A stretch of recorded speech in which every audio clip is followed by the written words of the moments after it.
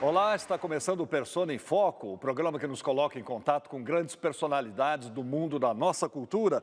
O nosso convidado de hoje será entrevistado por dois artistas muito respeitados pelo público e pela classe teatral. Eu vou apresentá-los agora. Ator, diretor de teatro, produtor cultural, com importantes trabalhos nos palcos, no cinema e na televisão, foi também um ativo representante da classe artística no Ministério da Cultura. É com prazer que recebemos Tadeu Di Pietro.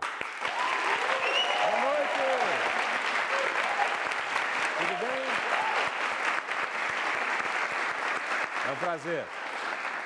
Ator com mais de 40 anos de carreira, também é diretor teatral e produtor cultural. Participou de importantes montagens do Teatro Oficina e foi um dos fundadores do grupo Dragão 7, um artista admirado tanto por adultos como pelas crianças. Seja bem-vindo ao nosso programa, Pascoal da Conceição.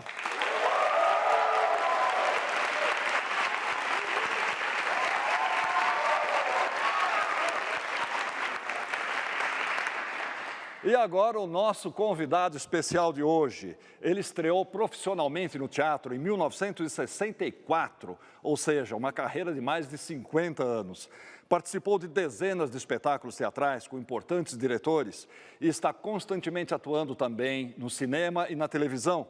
No Ministério da Cultura, ele foi diretor das Secretarias de Artes Cênicas, de Música, de Políticas Culturais e criador da Secretaria de Identidade e Diversidade Cultural. Foi também presidente da Funarte, Fundação Nacional das Artes.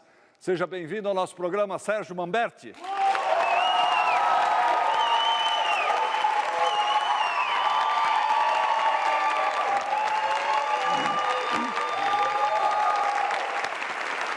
Obrigado, gente.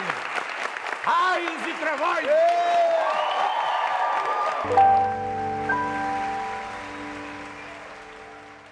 Na nossa plateia temos estudantes de artes cênicas, jovens atores convidados da nossa produção. Palmas para todos vocês também.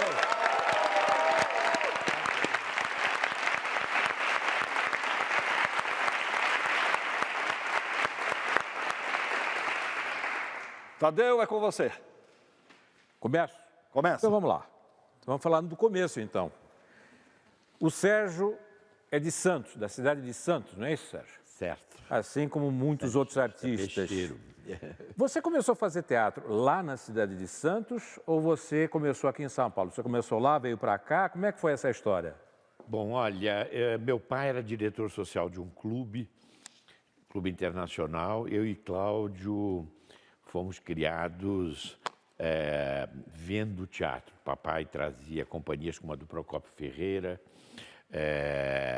Nós assistíamos teatro quando vínhamos a São Paulo, passar férias aqui.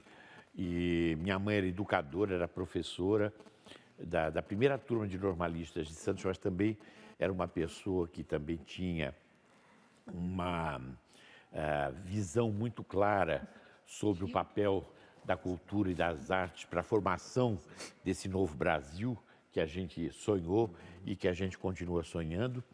Então, o teatro começou a fazer parte da minha vida muito cedo. E o Cláudio, meu irmão, com quem eu estreiei profissionalmente, junto com Diniz Fati, sob direção de Antônio Abujanra, na peça Antígona e América, ele começou a fazer teatro como ator antes do que eu, porque ele fazia operetas na escola. Então, o Cláudio cantava, dançava e tal. Eu estava mais voltado para uma área, vamos dizer, pensava em ser diretor e eu tinha uma ligação muito profunda com o cinema também. Eu era do Cine Clube de Santos, então eu queria também ser diretor de teatro e de cinema. Mas, de repente, o bichinho do teatro me mordeu, justamente a coisa mais sensível que é a relação da gente com o nosso público, né? E eu fui para a Aliança Francesa, eu fiz parte de uma escola, o Colégio Estadual Canadá tinha professores excelentes, e eu tinha aprendido francês, vocês imaginem, na escola, mas eu precisava exercitar. Então eu fui para a Aliança Francesa para fazer parte de um grupo de teatro que tinha lá. Então eu comecei a fazer teatro em francês. E uma peça curta, mas muito divertida. Então, o teatro, no dia que eu ia entrar em cena, e de repente, quando abriu a porta para mim entrar em cena, eu achei que tinha uma lâmina de vidro que me impedia de chegar no palco. Eu falei, que vidro é esse que colocaram aqui? Eu não posso chegar no palco. Eu travei literalmente, entendeu? Aí o diretor me deu um pé no bumbum, entendeu? E fechou a porta. E de repente eu estava lá em cena, entendeu? E a plateia, na primeira fala, a plateia riu e reagiu. E aí eu realmente fiquei fascinado com aquela relação extraordinária que a gente tem com o nosso público, né? E a partir dali eu nunca mais saí de cima do palco. Nós temos uma série de depoimentos sobre você. E o primeiro deles é de um conterrâneo seu lá de Santos. É o ator Silvio Zilber. Ah, que lindo! Serginho, um grande beijo. Estava recordando aqui com a Atílio que nós fomos colegas em Santos e fomos a primeira leva de santistas que veio aqui corromper o Teatro Paulistano e estudamos no mesmo colégio, na mesma turma. E depois entramos na Escola de Arte Dramática, uma turma maravilhosa, eu, você, Miriam, Ilka, e nos diziam que o teatro brasileiro ia, não sei se você lembra, ia ter dois momentos, antes de nós e depois de nós. E da Maria José de Carvalho dizia. E depois a gente caiu na realidade e viu que não era bem assim. A gente começou também junto, fazendo a visita da velha senhora. Eu recordei agora vendo uma imagem. É um prazer ainda ter você como colega e a gente se rever de vez em quando. Tá bom? Um grande beijo. Obrigado, Silvio.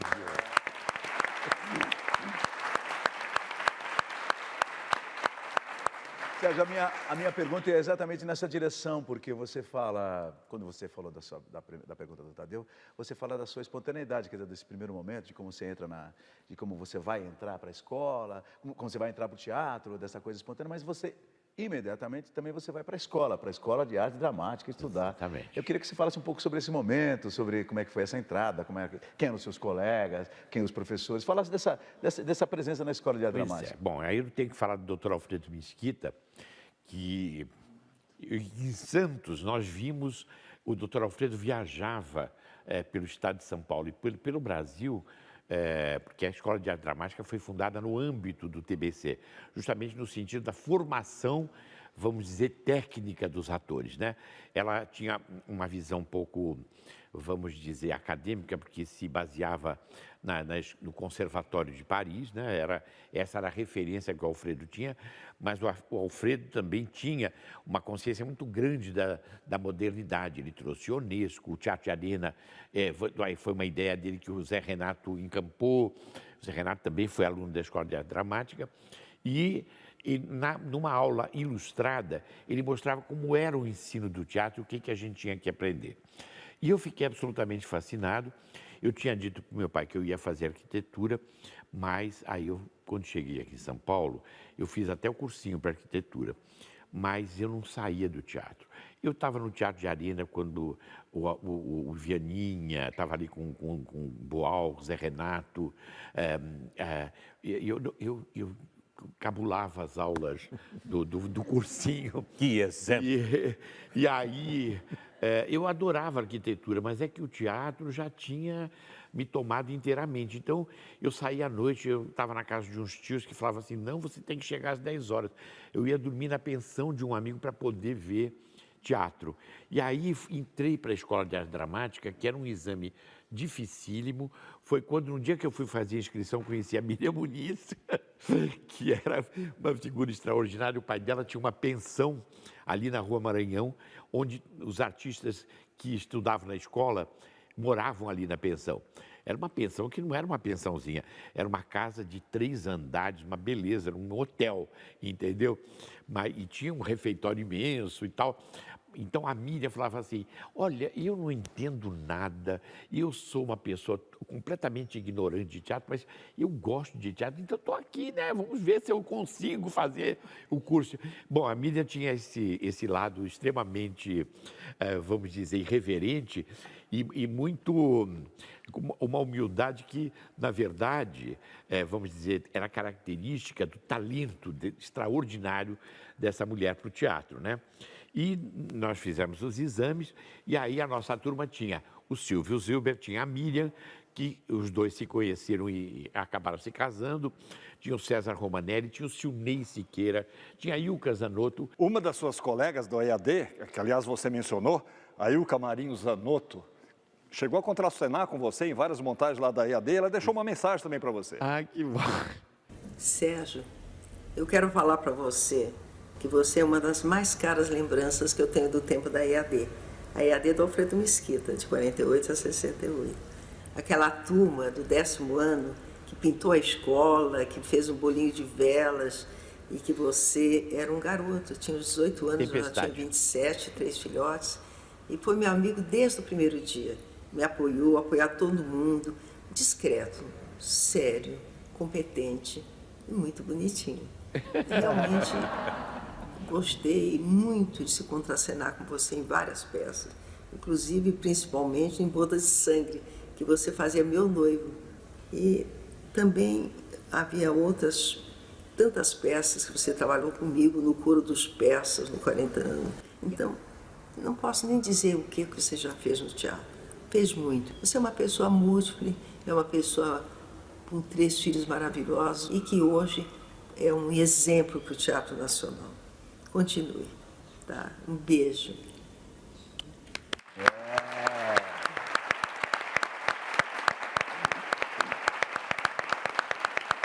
Vamos retomar um pouquinho então, só Sérgio, agora, para a gente pegar um pouquinho da meada a partir da história. Em 63, aí você começa a trabalhar com o Abujanra, né, com o Antônio Abujanra, onde vocês vão para o Grupo Decisão para o Rio de Janeiro. Exatamente. Emílio de Biasi, Berta Zemer e outras pessoas do grupo. Inclusive, me parece que vocês tiveram um problema logo de início, onde vocês foram presos. O pessoal chegou da polícia e prendeu todo mundo. Como é que foi essa história? Conta um pouquinho pra gente esse início. Foi o seguinte, não foi bem no início, foi um pouco depois de que nós estávamos no Rio de Janeiro. Na verdade, eu conheci o Abu, que nós perdemos recentemente, mas que foi um dos grandes alicerces assim, culturais desse país, que eu acho que a gente não pode deixar de esquecer. O primeiro trabalho que eu fiz na TV Cultura foi com o Abu. O primeiro programa infantil que eu fiz foi com o Abu. E durante 3 anos eu fiz várias montagens com o Abujanra. E o Abujanra sempre foi uma escola. E se eu hoje sou o ator que eu sou, certamente tem muita coisa que foi, vamos dizer, veio dos ensinamentos do Abujanra. Ele vinha da Europa de um trabalho que ele fez junto ao Bertolt Brecht e ao Roger Planchon, e ele veio para dirigir a Cacilda e eu fui assistir os ensaios, porque fiquei muito fascinado com as entrevistas que ele deu. E aí ele falou, olha, eu pretendo montar um grupo e quando a gente começar, quando você sair da escola, então eu gostaria que você participasse desse grupo. E fundamos o Decisão e depois estreamos em 63, fizemos Sorocaba Senhor, que era uma adaptação do Feito Verruna, do Lope de Vega. Depois fizemos Os Fuzis da Senhora Carrar, aí era a direção do Guigoneto. Em seguida, fizemos o inoportuno Caretaker do Pinter, que foi onde eu ganhei o meu primeiro prêmio, que era o Prêmio Saci, que era o prêmio mais importante do teatro brasileiro. Sérgio, Plínio Marcos, em 68 você fez parte de uma montagem histórica do teatro brasileiro, a primeira montagem do Navalha na Carne, do Plínio Marcos. A direção era do Jairo Arco e Flecha. Ele também gravou um depoimento para você. Ah, que maravilha. Oi, Sérgio. Tudo bem com você? Faz um tempão que a gente não se vê e nem se fala, não é? A gente se conhece há bastante tempo, não é? Desde que nós começamos a fazer teatro. Mas eu acho que nós só trabalhamos juntos uma vez, que foi na Navalha na Carne. A Navalha na Carne, para quem não sabe, não é? Foi um espetáculo que teve uma importância muito grande no teatro brasileiro, porque era uma peça de Plínio Marcos que foi proibida pela censura, foi proibida radicalmente pela censura e que nós lutamos muito para conseguir encerrar. É bom lembrar que a Navalha na Carne estreou em 1967, quer dizer, já faz mais de 40 anos. E a peça ficou 3 anos em cartaz. E eu acho que seria interessante você falar um pouco para o público sobre o que significou a navalha na carne para você e o que significou para você interpretar o papel do veludo. Oi, Jairo, que bom te ver. Saudades. A gente realmente, a navalha era um espetáculo muito importante. A Cacilda fez um seminário de dramaturgia na casa dela e aí a peça do Plínio surgiu assim como uma revelação e desvendando um universo muito cruel, que é o universo dos marginalizados da sociedade. E a peça foi um sucesso extraordinário e todo mundo falava, você acabou de ganhar o prêmio Saci, entendeu? Você vai fazer um viado, entendeu? Isso vai acabar com a tua carreira, nunca mais vão te dar nenhum papel. Eu falei, eu não vou fazer só um viado, eu vou fazer um homossexual pela primeira vez, respeitado nas suas características de cidadão, entendeu? Porque o Plínio tinha um respeito profundo, ele tirou esse aspecto da caricatura do homossexual e criou um personagem que ficava 15 minutos em cena, mas eu entrava, era aplaudido e saía de cena aplaudido. Entendeu? E foi um dos trabalhos inesquecíveis da minha vida. E o Jairo fez um trabalho brilhante na direção, que tinha, além de mim, tinha o Paulo Vilaça e Rutinete Moraes, em criações inesquecíveis. E foi realmente, eu considero, um dos trabalhos mais importantes nesses 60 anos de carreira.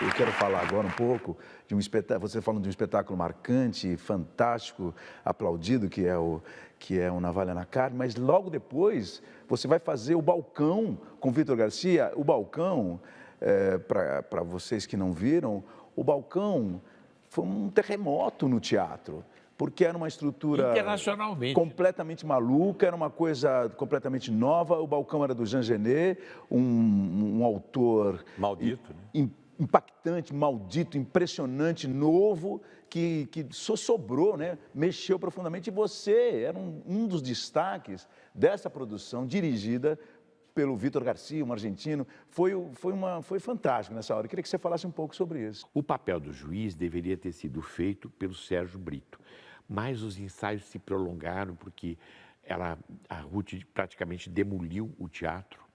Entendeu? E esse teatro, ela começou, então, a erguer uma torre, era um cone inverso, vamos dizer, a ponta do cone ficava aqui embaixo. E tudo aquilo feito com solda, assim, com um monte de gente trabalhando naquela solda, parecia uma coisa meio medieval mesmo ali, né? E o espetáculo era um espetáculo de 3 horas, e da maior genialidade. E tratava justamente da revolução. A revolução, o bordel é a sociedade, os pilares da sociedade são o juiz, o bispo e o general, né? E a Irma é a dona do bordel, que era a Ruth que fazia. E tinha os revolucionários, entendeu? Que a gente estava... O Carlos Augusto Strasser fazia a figura do revolucionário inspirada no Guevara. Vale a pena a gente mostrar, principalmente para as novas gerações, um pequeno trecho desse espetáculo, Balcão, uma das produções mais ousadas que já foram feitas no Brasil.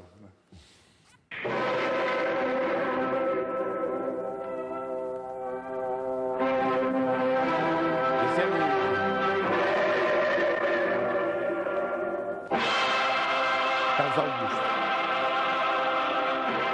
Os revolucionários. Juiz!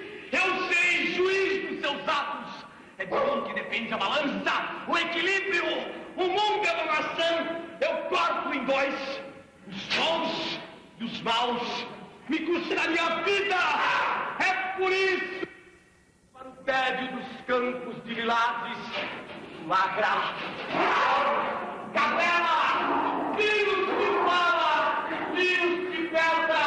A terra ainda mais! Eu espero que esteja sentindo! Você não entra de novo nesses lobos! Eu arrastaria aquela...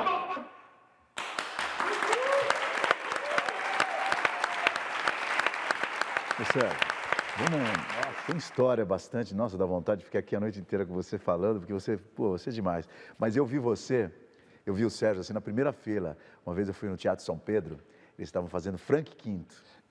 E eu sentei na primeira fila. Não, a gente nunca senta na primeira fila, que tem medo de dormir, essas coisas todas, né? Eu era jovem assim, então fui lá, já fui jovem também, né, gente?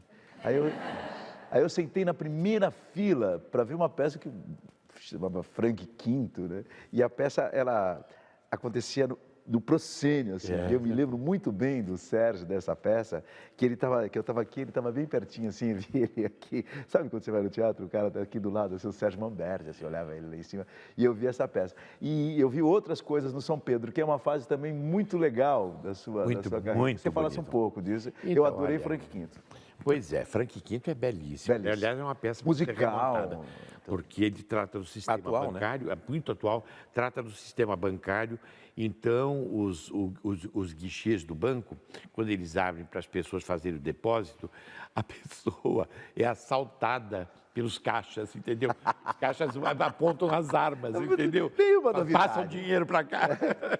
Ou seja, e o Frank Quinto era o dono do banco. Você sabe que essa eu quero montar, vou montar essa daí.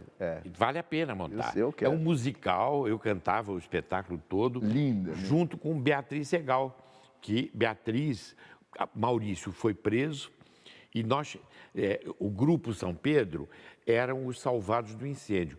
Era Celso Frateschi, Renato Borges, Tergóis, todos que haviam sobrado dos grupos de esquerda que o Maurício reuniu no auge do processo da ditadura ali, com uma, vamos dizer, com uma censura absolutamente, época do Garrastazu Medici. Muita violência policial. Muita violência policial. Eu fazia novela na Record, a segurança era feita pelo Fleury, entendeu? O Fleury e todo o seu grupo ficavam de manhã nos revistando antes de... Eu vi eles falarem da morte do Marighella no café da manhã, eles contando como tinham matado o Marighella, entendeu? Então, era um momento em que a gente tinha um contato absolutamente cotidiano com a violência e com a repressão. Peço licença a vocês para a gente fazer um rápido intervalo. A gente volta já já com o Persona em Foco de hoje.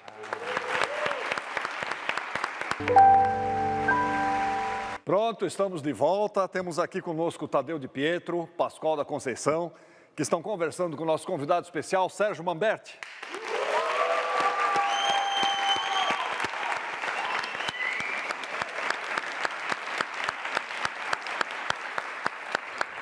Em 1975, você vai fazer um espetáculo que também foi muito marcante, que foi o Réveillon, dirigido pelo Paulo José. Exato.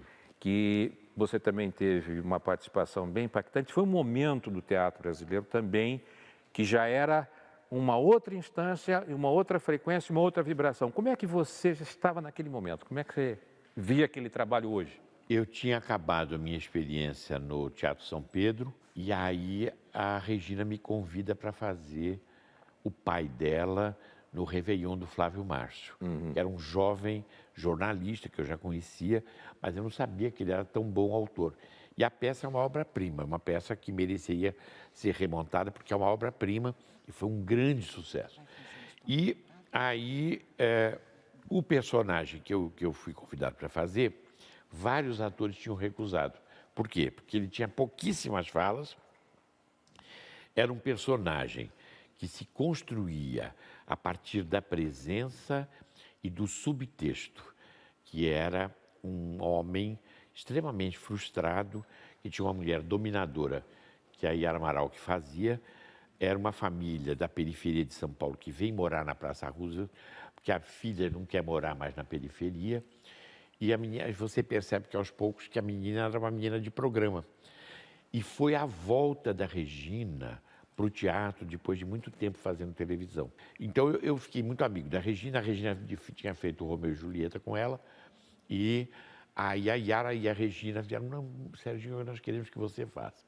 E o Paulo José, que era meu irmão, também vamos fazer. Então, nós começamos a compor.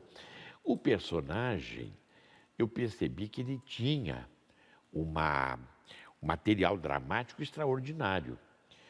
A grande protagonista era a Regina, a Yara tinha um papel também que ela já tinha sido premiada no Rio de Janeiro. E aí eu construí o meu papel em cima dos silêncios. Aí a família está se preparando para o Réveillon, e era uma coisa meio trágica, porque era uma comédia, mas nessas alturas... Não conta o final, hein? Não conta o final. Não? Não, porque nós vamos remontar. Mas, de qualquer maneira, a família estava se preparando para essa noite de Réveillon, que é uma noite muito especial, e aí falam para ele assim, não, agora você pode ler a sua biografia. Então, ele começa a ler a biografia, que era uma coisa absolutamente insossa. Murilo nasceu não sei onde, era uma coisa assim. E aí elas estão se arrumando e ela fala, mamãe, me passa o Bob, não sei mais o que. No final, elas duas estão tagarelando e não ouvem nada do que ele está falando. E aí ele fica sem... Ele termina por não colocar a biografia dele. Mas a coisa mais linda desse processo todo foi que eu ganhei todos os prêmios do ano. Porque ele se tornou realmente tão protagonista quanto os outros, entendeu? E foi a gente fez 1 ano e meio essa peça, e em seguida eu dirigi o Concerto número 1, que era uma peça muito interessante, porque o Vladimir Herzog, que era jornalista aqui da TV Cultura, o cunhado dele, que era irmão da Clarice Herzog, que escreveu a peça. E tratava justamente de um drama familiar da Clarice, onde um tio dela, no dia do aniversário da mãe, trazem o corpo dele. E o Vlado viu isso alguns meses antes da morte dele. Então, infelizmente, a realidade se consuma outra vez, e o Vlado, de uma certa maneira, viu a tragédia que foi a entrega do corpo dele para a família no final do dia em que ele tinha sido preso, se repetir como na peça. Então, quer dizer, tem horas que vamos dizer, a arte e a realidade realmente se confundem e se misturam. Falando um pouquinho mais para frente agora, você fez muitos espetáculos impactantes, um cunho político, ou até o próprio Réveillon, ele tinha uma característica de uma crítica bem forte. De repente, você vai, um pouco mais para frente, fazer a peça Pérola, do Mauro Razzi, que foi uma experiência bem diferente, uma vez que era uma peça quase de um contexto familiar e uma comédia onde... Mas uma crônica da família brasileira. Exatamente, com a Vera Holtz, né? Fala um pouco, essa peça ficou, acho que pelo menos 5 anos em cartaz. Foi um sucesso também muito grande, né? Fala um pouquinho dessa peça pra gente. Sérgio, antes de você falar dessa peça, a gente tem a Vera Holtz aí para você ver. O Sérgio Manberti trabalhou comigo durante 5 anos. Nós fizemos Pérola pelo Brasil todo e participamos de um momento muito especial da carreira do Mauro Razzi.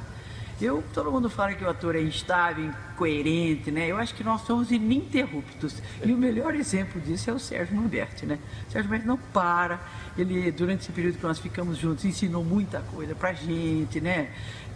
As escolhas, o respeito por suas escolhas. Ele é um homem muito inteligente, muito culto, muito bem informado, sempre muito alegre. Fazia meio horário dele para chegar lá no nosso trabalho, que a gente brincava muito. O Sérgio sempre chegava na hora certa de começar o espetáculo. Eu acho que ele gostava de receber o público. Chegava feliz, como se nada estivesse acontecendo, e sempre presente, sempre do nosso lado. Licérgico. A gente chamava ele de licérgico porque era uma viagem, tá certo? Ao lado dessa figura, essa criatura, essa persona que é o Sérgio Manberti. Nos levava para várias épocas. Viveu uma época importantíssima, né, no Brasil, de comportamental, e nos ensinava várias coisas. Acho que o Sérgio é isso, é uma grande figura, um grande colega, ininterrupto e licérgico.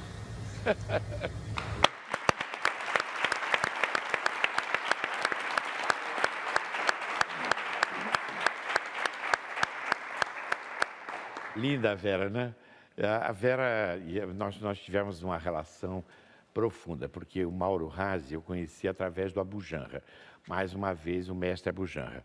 O Abujanra chegou e falou assim, nós estávamos ensaiando o Inoportuno. Olha, eu estou com o júri de um festival em Campinas, tem um autor, diretor de 12 anos de idade chamado Mauro Razzi. Vocês têm que ver o trabalho que esse menino fez. É uma peça autobiográfica que ele fala de um drama de um garoto num universo careta, que era o pai e a mãe, né? o Vado e a Pérola, e o contexto onde o menino, no final, se revelava homossexual, e aí a família não aceitava e ele acabava se suicidando. E aí, nessa noite, eu acabei dormindo no alojamento, porque o elenco convidou a gente ficou lá conversando sobre teatro, e eu fiquei de fazer uma peça do Mauro futuramente. E os tempos passaram e eu não consegui encaixar minha vida profissional com o do Mauro. De repente, eu estava aqui envolvido com o Crowne, eu era o diretor artístico do Crowne, e eu estava muito envolvido com o Crowne, tinha aberto um restaurante, que também era onde o pessoal de teatro circulava, e aí o Mauro me deu a peça para ler. Eu falei, olha, Mauro, eu vou ler, só para não dizer que eu não li. E à noite eu li a peça e eu me emocionei desde o primeiro momento, e aí eu telefonei para o Mauro no dia seguinte de manhã cedo e falei assim, eu não sei como é que eu vou fazer com a minha vida, mas eu não vou, dessa vez, eu não vou deixar de fazer a sua peça. E aí nós fizemos Pérola, que foi um encontro marcado nos anos 60 e que se consuma nos anos 90. E eu passei, de uma certa maneira, a ser um dramaturgo, porque a peça tinha 4 horas de duração. Então, eu trabalhava com o Mauro na edição da peça. Depois disso, depois de Pérola, que ficou 5 anos em cartaz, eu fiz mais Crime do Dr. Alvarenga, que era inspirado numa peça do pai dele. Eu fiz Alta Sociedade com Fernanda Montenegro, que era uma comédia também feroz do Mauro Razzi, e participei de todo o processo de criação do Lady na Madrugada, musical, que ele não terminou, porque o Mauro era muito teimoso, ele teve um câncer na bexiga e não quis fazer a quimioterapia depois. O câncer acabou matando ele com 50 e poucos anos. Um talento extraordinário, uma experiência maravilhosa. Eu vivi Mauro Razzi, tudo aquilo que eu deixei de viver antes, eu vivi durante esses 5 anos e um pouco mais que a gente teve a oportunidade de estar junto. Mas considero um dos grandes dramaturgos brasileiros e a Pérola foi um sucesso que se estendeu por todo o Brasil. Nós íamos, voltávamos e todas as vezes com o teatro lotado. Aí o prazer de fazer teatro, aí ele se redobra, né? Uma das coisas que a gente talvez tenha passado, que seja interessante a gente retomar aqui, foi o tempo que você e o Cláudio estavam com o Teatro Veredas. Como é que foi um pouco dessa experiência? Conta. Você não vai poder passar sem declarar isso. Não, é um orgulho que eu tenho da minha vida, é justamente ter feito essa peça que chamava-se A Última Peça. Então, nós tínhamos decretado, nós do teatro, inclusive, estávamos diante de uma afirmação, que o teatro está morto, o teatro morreu, entendeu? Então, o teatro tem que renascer, porque o teatro burguês tinha se estiolado. E aí o Zé Vicente escreveu uma peça, chamava assim, A Última Peça, e a gente chamava do primeiro concerto, que era musical. Eu entrava em cena cantando um rock, bastante, vamos dizer, heavy, e aí era a história de um grupo de teatro que estava excursionando para uma cidade do litoral, que naquela época era Paraty, que era o reduto hippie da época, né, da contracultura, e de repente eles estavam voltando e eles pediam carona e encontravam um ser do espaço e oferecia para eles ayahuasca, entendeu? Então, e a partir disso, então, iniciava todo o processo da viagem lisérgica, que a Vera me chama de lisérgico aqui. Ela falou assim, a sua biografia tem que chamar lisérgico, porque eu tomei muito ácido.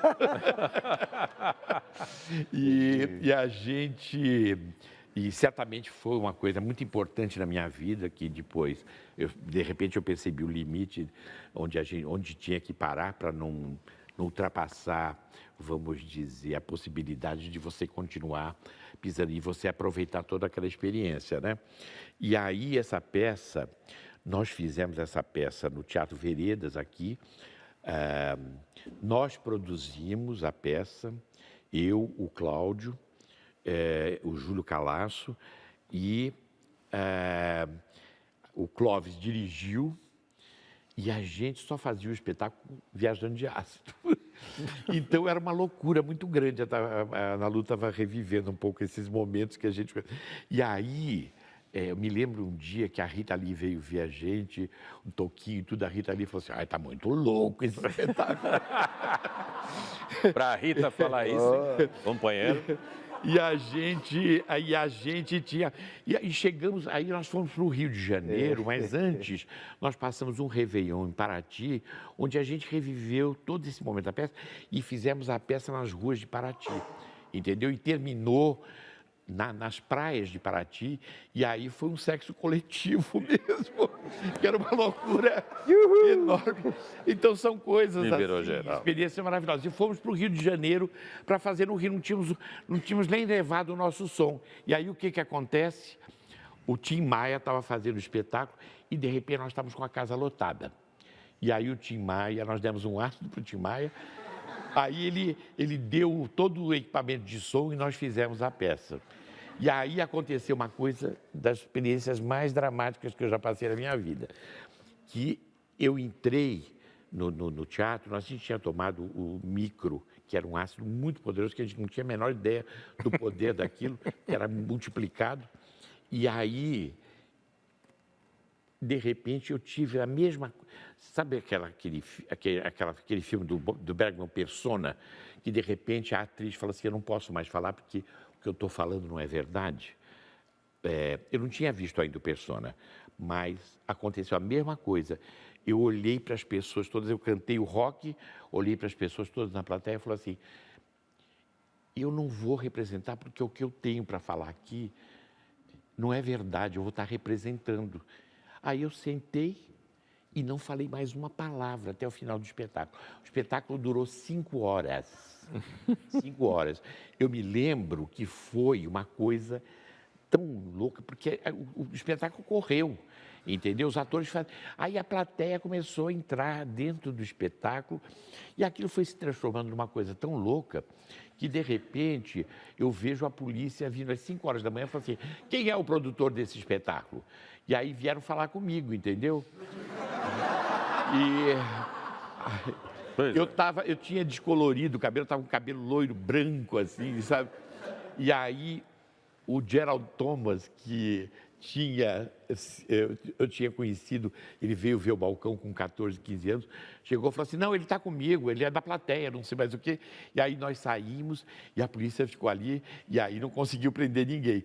Mas para vocês terem uma ideia, assim, a Gal Costa estava assistindo, o Glauber Rocha estava assistindo, Jabor estava assistindo esse espetáculo, foi a Odete Lara, era assim, a nata do Rio de Janeiro assistindo o espetáculo e fui aquela loucura. Eu falei, meu Deus do céu, eu vi o Ian Michels, que era o melhor crítico do Rio, andando por cima das pessoas. Eu falei assim, nunca mais eu vou... É a última peça mesmo.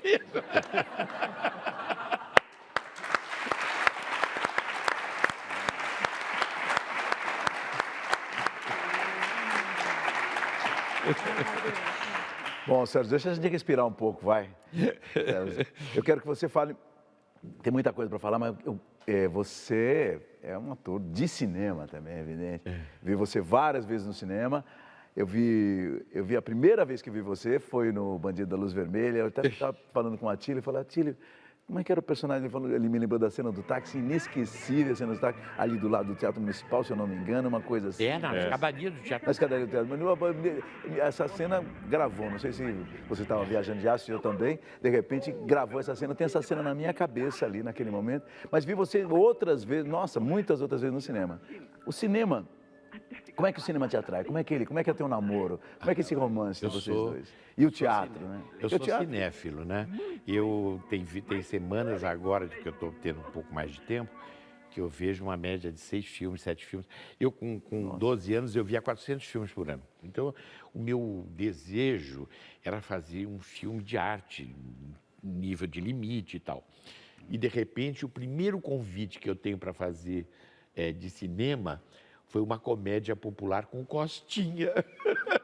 Chamava Nudista à Força. E veio no momento certo, porque eu tinha acabado de ter o meu primeiro filho e estava com um segundo já nascendo, e eu estava sem dinheiro, e aí o dinheiro veio no momento certo. Temos aí um clipe com trechos de alguns dos muitos filmes que você fez e que mostram filmes. E que mostram a sua desenvoltura em vários gêneros completamente diferentes entre si. Vamos dar uma olhada?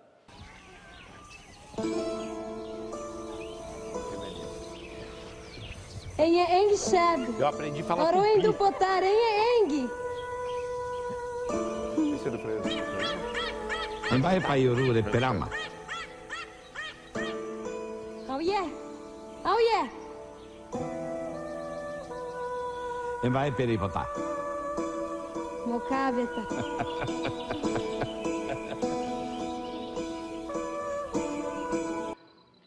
Veja, é a suprema homenagem que eu presto à França, localizando a Torre Eiffel no nosso hemisfério astral. Venha ver com seus próprios olhos. Joaquim Pedro, grande diretor. A Torre Eiffel sideral. Olha mais para a câmera também.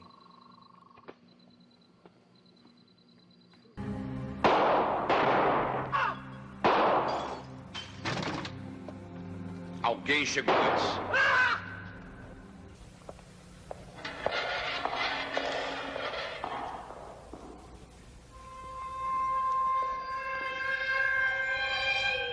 Isso é que eu chamo de serviço sujo.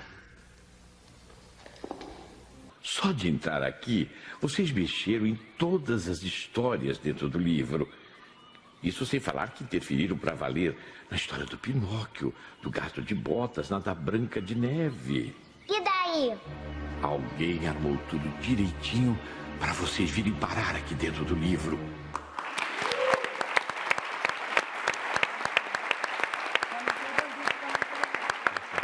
Doutor Vitor, vamos parar com isso. Vamos logo de uma vez para o que interessa. A pergunta que não quer calar. Tudo bem, tem a sua carreira, televisão, essas coisas todas, mas o senhor vai ou não vai assinar o papel para que o castelo seja definitivamente de quem?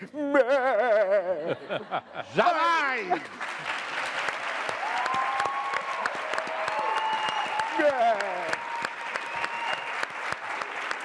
Fala um pouquinho pra gente. Mas olha, gente, aqui estamos na minha casa, que é outro lugar que eu considero a minha casa, que é a TV Cultura, onde eu vivi momentos da minha vida absolutamente importantes na minha construção do trabalho de ator, porque a TV Cultura, ela surgiu como uma possibilidade de você fazer um trabalho que tinha uma continuidade com o trabalho de teatro, e no universo da criança, né? Eu sempre fui apaixonado por criança, e aí o Mui Laerte resolve fazer um seriado para criança, que era o Rá-Tim-Bum.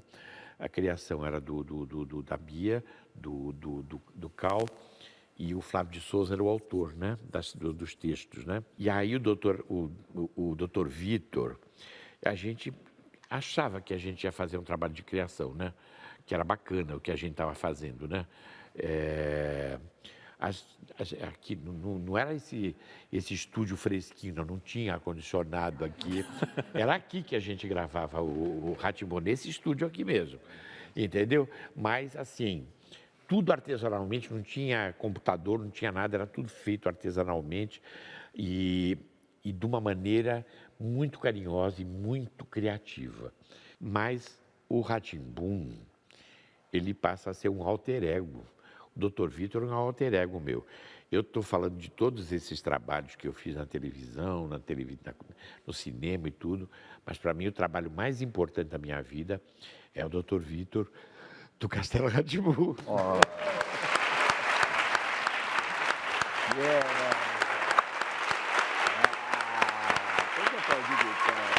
Sérgio Roberto. Ah, você é lindo. Você é lindo. Claro. É isso mesmo, por aí. Atílio, peço água. Agora tem que dar uma pausa, não dá? Vamos rever aí, então, para dar uma pausa. Vamos rever o Dr. Vitor e o Dr. Abobrinha. Uá!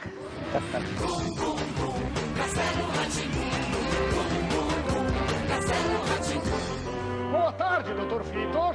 Boa tarde, relógio. Celeste. Oi, doutor Vitor. Parabéns, Celeste. Ah, o senhor se lembrou. Claro, como poderia esquecer? Hoje é o dia do seu aniversário. Eu já falei que o meu nome é Pompeu, Pompílio, Pomposo. Eu vim justamente me desculpar e trazer umas lembrancinhas pra você. Lembrancinhas? Nossa, eu nunca vi tanto presente junto. E eu trouxe uma lembrancinha pra você. Mas o que é? Ah, um relógio de pulso. Mas, doutor Vitor, eu sou uma cobra. Eu não tenho pulso. Que cabeça minha! E agora?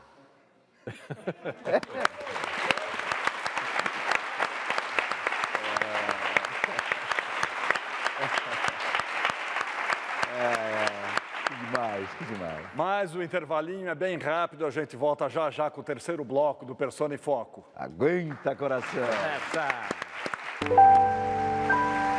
Terceiro bloco do programa Persona em Foco, nós temos aqui o Tadeu Di Pietro, o Pascoal da Conceição, batendo um papo delicioso com Sérgio Mamberti.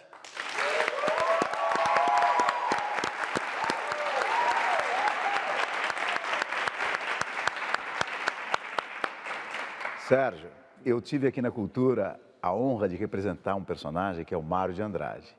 E o Mário de Andrade, esse grande intelectual brasileiro, que tem uma importância muito grande na cultura brasileira, no século XX e agora no século XXI, ele, como você, tem uma grande atitude. Há um momento na vida do Mário de Andrade que ele se volta para a política, para a administração pública e vai criar o Departamento de Cultura.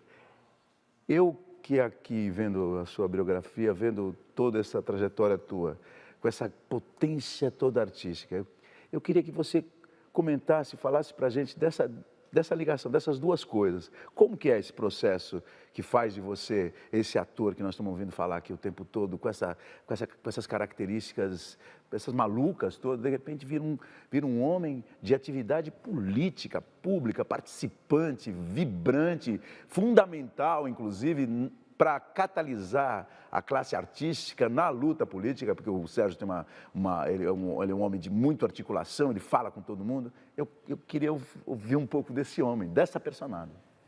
Eu acho que a minha geração toda se inspira justamente nesses grandes homens que foram Oswald, que foram Mário, Pagu, essas grandes personalidades e que tinham a vida artística delas ligadas justamente à vida política, né? A minha militância na política ela é totalmente ligada à questão cultural, que é a questão que moveu Mário de Andrade, que moveu Oswald e todos os grandes expoentes da nossa cultura que se movimentaram nesse universo político. Nós tínhamos um grupo de pessoas que estiveram batalhando pela cultura brasileira, inclusive de outros partidos, de outras filiações políticas, até de não filiações políticas também, que se juntaram ali no sentido de a gente trabalhar a questão da cultura. E alguns nós aí importantes, nós estávamos falando aqui da questão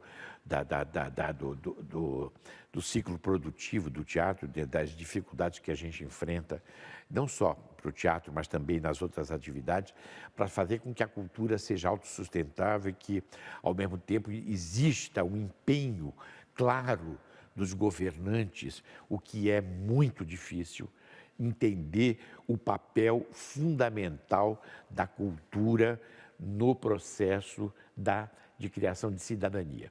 Sérgio, com tudo isso você ficou 12 anos afastado dos palcos e você volta agora, recentemente, com a peça Visitando o Sr. Green, um trabalho elogiadíssimo. Uma excelente volta ao palco. A gente tem um depoimento aí do Cássio Escapim, que dirigiu esse espetáculo. Serginho Mamberto, oi, querido. Tô aqui para te dar um beijo e para te dizer que é um enorme prazer poder ter sido seu parceiro de trabalho no Castelo Rá-Tim-Bum, desse projeto que a gente fez, que foi um sucesso e que foi importante para a formação de tanta gente. Você sabe disso, tanto quanto eu. Eu já era seu admirador. Eu comecei a ver teatro muito cedo e via você muitas vezes nos palcos, fazendo coisas importantes para a memória do teatro brasileiro. E agora, o meu prazer é redobrado em poder estar trabalhando com você, fazendo a direção, se é possível, dirigir um ator maravilhoso como você, que é no Visitando o Sr. Green, que você está fazendo um trabalho incrível. Então eu acho que eu sou felizado algumas vezes por ter acompanhado você como público, sendo espectador dos seus espetáculos, ter compartilhado a cena com você no Castelo Rá-Tim-Bum e agora está podendo dirigir um espetáculo onde você está brilhando, fenomenal. Então, Serginho, meu querido, um grande beijo, meu maior respeito, carinho e admiração por essa figura fantástica e esse homem importante para o teatro que é você.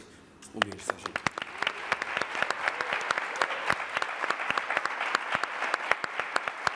Obrigado, Cássio. Eu diria, o Dr. Vitor é o mestre do Nino, né? Eu diria que o Nino diplomou-se. O trabalho que o Cássio fez na direção do Mr. Green é um trabalho de uma pessoa já de um veterano e ao mesmo tempo de um criador excepcional. É um belíssimo diretor, um trabalho delicadíssimo, muito sutil e muito contundente. Agora é a hora que nós abrimos o espaço para perguntas da plateia. O que será que esse pessoal quer lhe perguntar, Sérgio? Queria saber a sua opinião sobre o cenário artístico atual, que ele alimenta o padrão e não mais transgride ele como era no tempo de vocês, que estavam fundamentando o teatro. São momentos diferentes, né? Nós vivemos um momento extremamente inconformista durante as décadas de 60, 70 e eu diria que ainda durante uma parte da década de 80. Aí o processo vamos dizer, dessas dificuldades que a gente passou a ter no sentido de produção, isso dificultou muito, vamos dizer, a possibilidade de você ter uma produção que não tivesse submetida aos valores de mercado aí. Então, o mercado passou a ter uma atuação extremamente injusta com relação ao papel criativo. O que não quer dizer absolutamente que a gente não tenha excelentes criadores hoje. Eu não sou saudosista no sentido de achar que o que a gente fez antes é o que valeu, entendeu? Então, eu queria dizer que o teatro brasileiro continua muito vivo, sim, entendeu? A gente só tem que criar condições para que ele possa se manifestar claramente. Mas eu tenho certeza que os nossos artistas criadores são da melhor qualidade e eu acho que a irreverência e o processo criativo do artista brasileiro no teatro permanece intacto, entendeu? Temos muitas dificuldades, mas eu acho que são transponíveis e eu acredito muito nessa força criativa do artista brasileiro.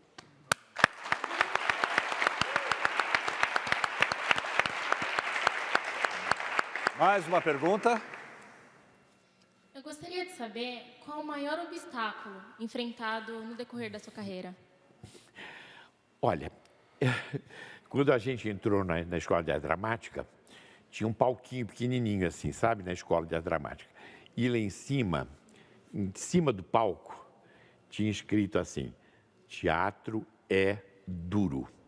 Que foi um jovem ator, que falou para o Dr. Alfredo isso, o Dr. Alfredo resolveu colocar aquilo, e aquilo passou a ser um lema para nós. Teatro é duro, entendeu? O teatro, ele faz, o processo todo criativo do teatro é um trabalho de entrega absoluta.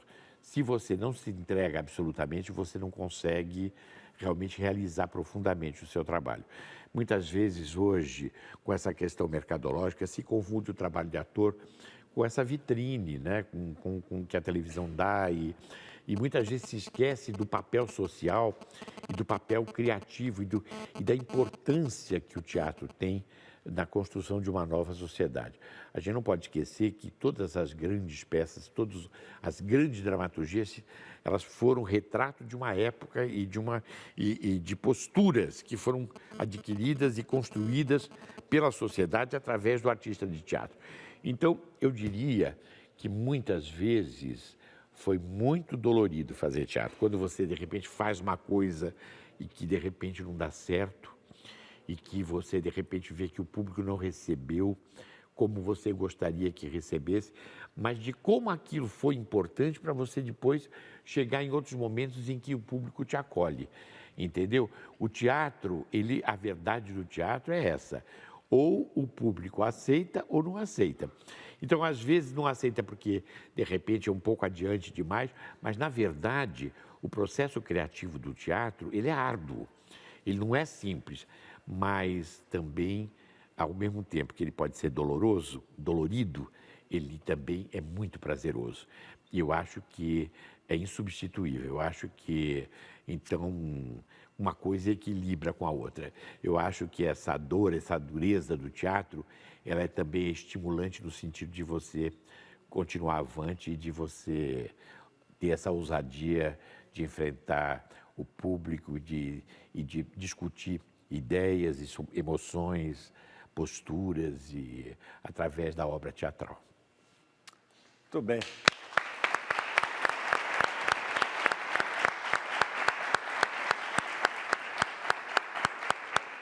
Mamberti, você percebeu que na nossa plateia nós temos jovens atores e muitos estudantes de artes cênicas, pessoal que pretende seguir carreira. Adorei.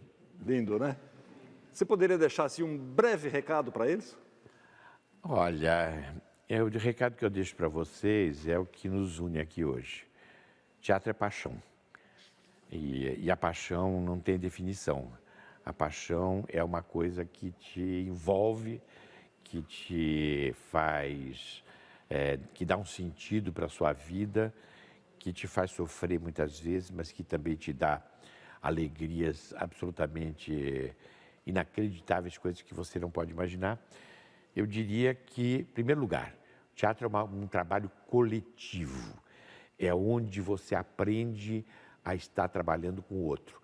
Então, você depende desde a pessoa que está na portaria vendendo o bilhete, até da pessoa, da camareira que fica do teu lado durante o espetáculo, te dá uma garrafinha com água, cuida da tua roupa e que fala assim, hoje você fez bem isso aqui, faz comentários sobre o seu trabalho, da pessoa que trabalha na sonoplastia.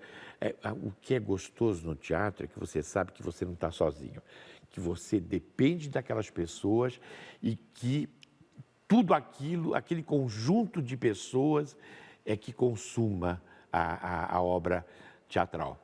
Então, esse sentido coletivo, para mim, é a coisa mais importante, mais profunda, que é onde vocês têm que se mirar.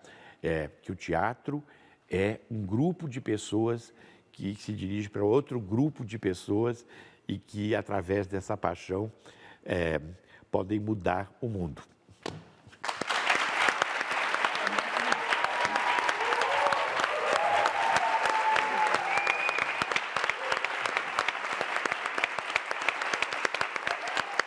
Eu percebi que depois de 12 anos, viu, Atílio, Tadeu, Pascal, eu não me divorciei um minuto daquelas tábuas do palco. No primeiro dia de ensaio, eu percebi que ali era minha casa e que dali eu nunca tinha saído. Então, o ano que vem são 60 anos de teatro e certamente eu pretendo, enquanto der, estar em cima daquelas tábuas, conversando com vocês e trocando essas emoções. É.